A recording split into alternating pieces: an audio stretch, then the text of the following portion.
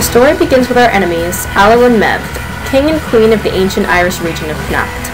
In bed one night, the two began to argue over who had the most fortunes.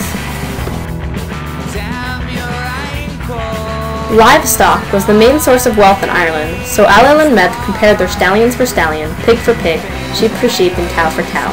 But Alel had one extraordinary bull named Finbanach that Meb could not match.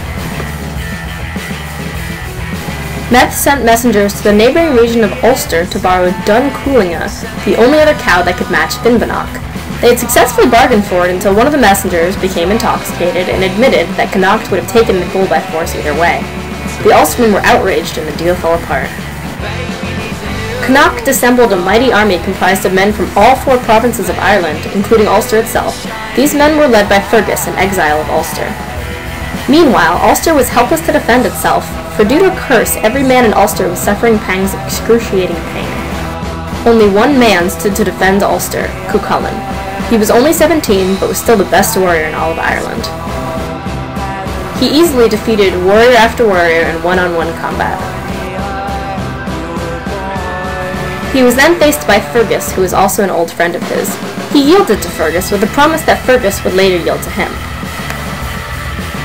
Meb then bribed Cuchulainn's best childhood friend Ferdia to fight against him.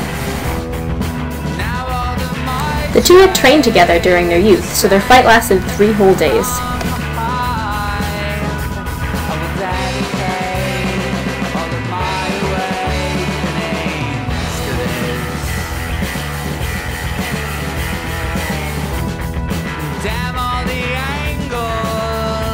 Finally, Ferdia fell to Cuchulainn.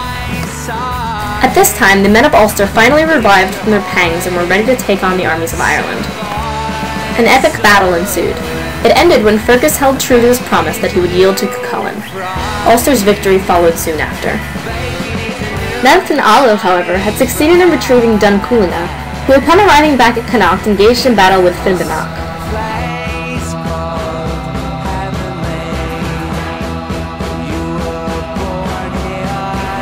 Táin Bó Cuailnge slayed Finbanach, then dragged his dead body around Ireland, naming things in his path. He eventually died too, and Connacht made peace with Ulster.